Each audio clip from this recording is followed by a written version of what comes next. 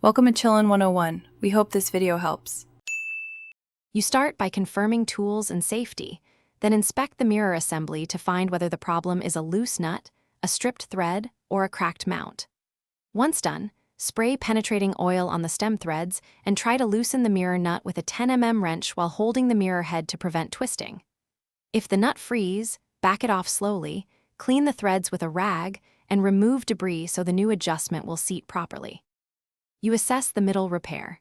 If threads are intact, clean them thoroughly, apply medium-strength thread locker, and tighten the nut while holding the mirror in the correct position to prevent misalignment.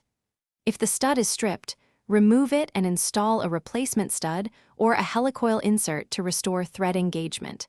This provides lasting clamping force. For a cracked plastic mount, you must replace the mirror assembly. You finish by aligning the mirror to give a full rear field of view, then tighten the nut just enough to eliminate play. Make sure not to over-torque, which can strip threads or crack mounts. Once tightened, take a short low-speed test ride to confirm stability and visibility.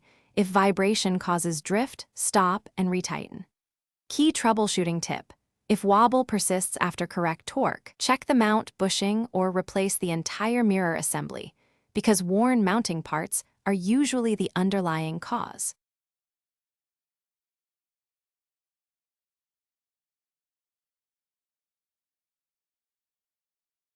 Thanks for watching. Consider subscribing if we helped you.